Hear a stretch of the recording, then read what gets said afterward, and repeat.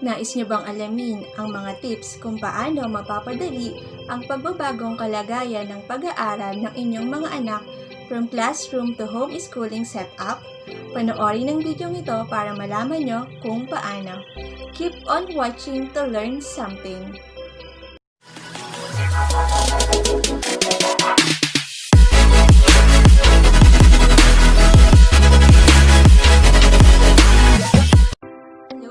YouTuber, welcome back to my channel. If you haven't subscribed yet, please consider to subscribe, and you can also hit the notification bell for an update in my latest video. Thank you!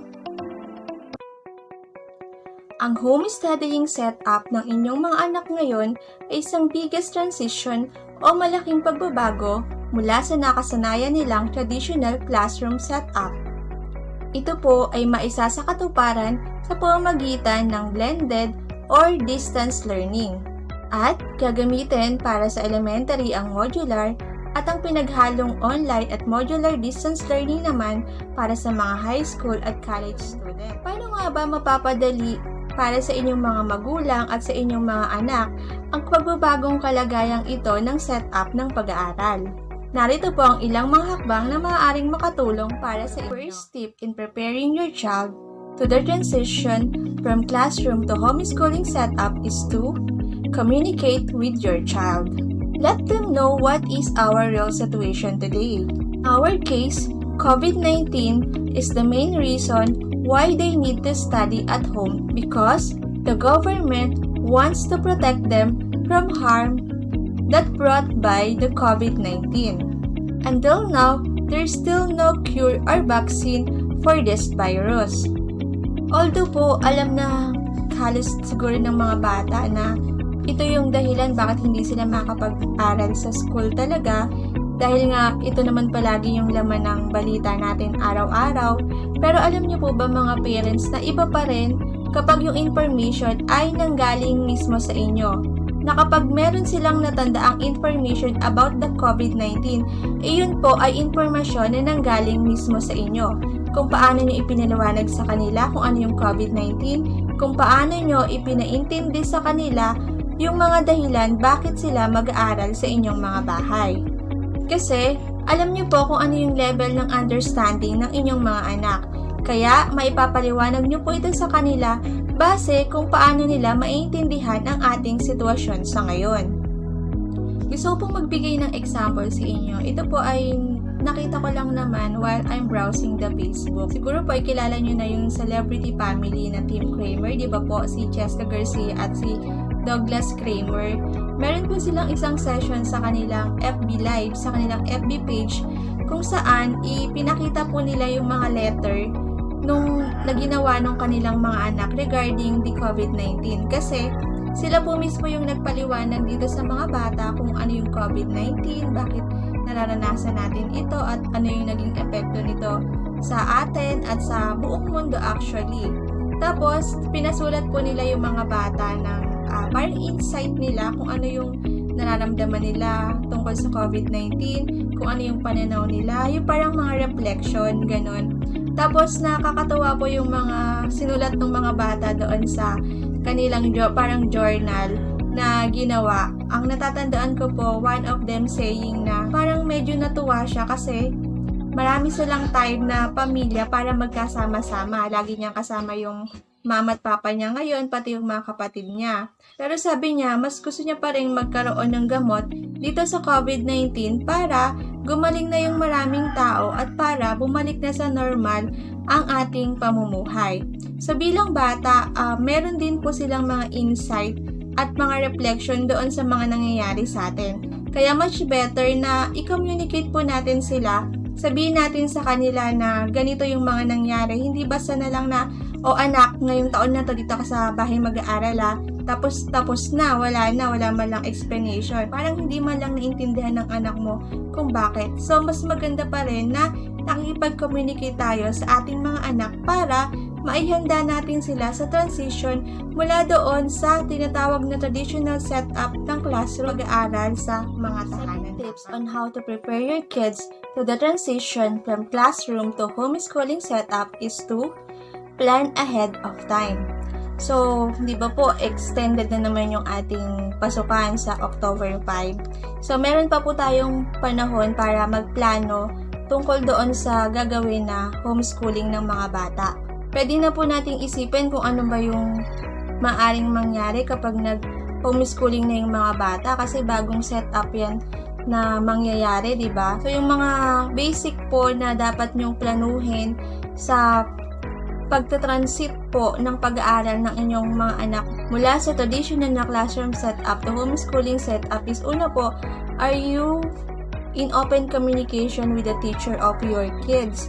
Kasi baka mamaya, nagpapatawag na pala ng meeting si teacher, hindi nyo pa alam, or alam nyo ba kung saan siya kukontakin number, or ba kung saan siya pupuntahan if ever na meron kayong kailangang itanong sa kanya. So, dapat po, plano nyo na po ito na dapat alam nyo kung paano i-approach si teacher. Pangalawa po, yung mga school materials ng mga bata.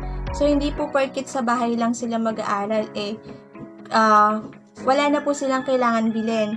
Meron pong mga basic thing na kailangang ibigay natin sa mga bata. Halimbawa, yung gamit nila sa pagsulat, ballpen, lapis, crayola, papel, typewriting.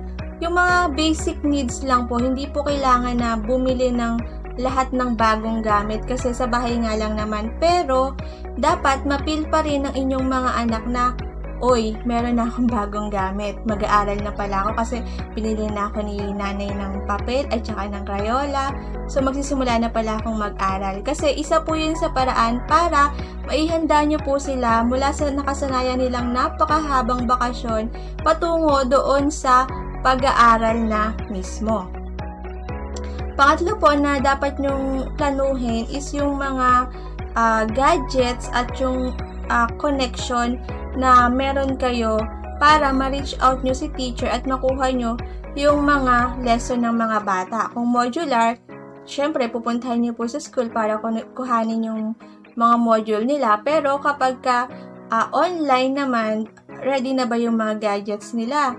Pwedeng before magsimula yung klase, i-reboot nyo na lahat ng gadgets nila para wala yan totally laman kapag nagsimula na yung class nila. Kasi kapag po nagsimula na, ang dami pong mga lesson, mga files na kailangan nyong i-download para makakope up yung mga anak ninyo doon sa kanilang pag-aaral.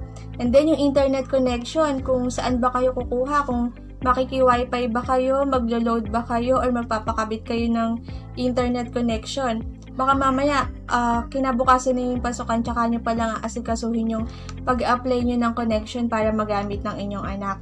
So, kailangan po, pinaplano po yung mga bagay na may kinalaman sa pagpasok ng inyong mga anak para maging matagumpay po yung transition nila from classroom setup to home studying. Let's move on to our third tip on how to prepare your kids to the transition from classroom to homeschooling setup. And this is to involve your child.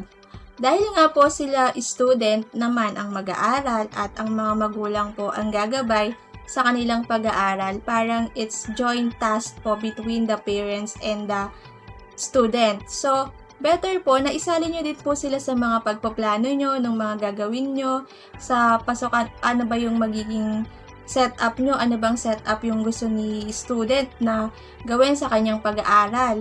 Saan ba niya gustong mag-aral? Sa sala ba? Sa kusina ba? Sa kwarto ba? Kasi siya po yung mag-aaral. So, hayaan niyo po marinig yung opinion niya regarding dun sa mga gagawin niya sa pasukan para po mas maging magaang sa kanya yung pag-aaral sa inyong mga tahanan. Hindi niyo rin po silang tanungin kung, anak, kaya mo na ba na ikaw lang mag-isa habang nag-aaral ka na nasa bahay ka lang, or kailangan mo ng tulong ko, or tutulungan kita tapos kapag alam mo na pwede na kitang iwanan. Yung mga ganun, parang ngayon pa lang kinokondisyon nyo na sila kung ano yung mangyayari at kung ano yung gusto nilang mangyari kapag nandiyan na yung home class na. Let's move on to our last tip on how to prepare your kids to the transition from classroom to homeschooling setup. And this is to encourage your child. Bilang mga magulang, bigyan nyo rin po ng encouragement or motivation yung inyong mga anak sa gagawin nilang home study.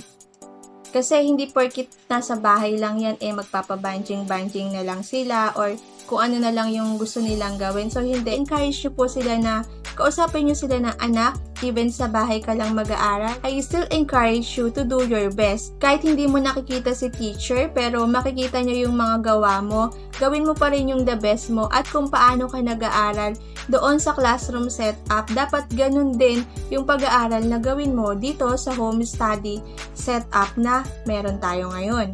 Maaari nyo din po silang bigyan ng mga reward, kagaya ng palagi nating sinasabi na positive reinforcement sa mga bata na ngayon pa lang i-condition nyo na sila na, anak, kapag nakakuha ka ng mataas na grade sa homeschooling mo, mayroon akong ibibigay na reward sa'yo.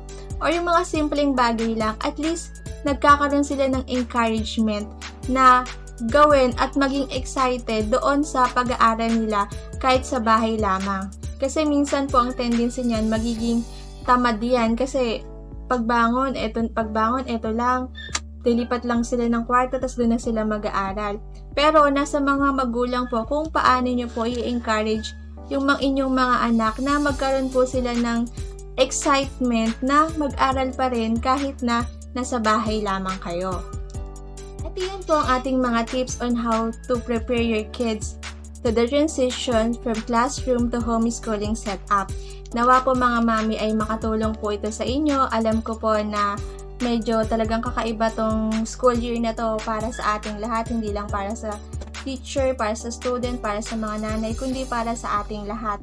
So, we need more cooperation para maging matagumpay itong pag-aaral ng inyong mga anak sa inyong mga tahanan at hindi masayang yung effort ng bawat isa na involved para maisakatuparan itong programang ito ng ating education system. Maraming salamat po sa inyong panonood. Kung meron po kayong mga iba pang katanungan na nais nyong malaman yung sagot, paki-comment lang po sa baba para mapag-usapan po natin yun sa mga susunod ko pang video. At kung nagustuhan nyo po itong video na to, huwag nyo pong kalimutang mag-like. Pwede nyo rin pong i-share sa inyong mga kamami na medyo nagugulumihanan or nahihirapan kung paano ba sila magta-transit dito sa ating new normal in education na tinatawag. Maraming salamat po. Huwag niyo po ulit kalimutang mag-subscribe at pakihit na rin po yung notification bell para updated po kayo sa mga susunod ko pang video. Maraming salamat po sa inyong panonood. Bye-bye na po. God bless us all.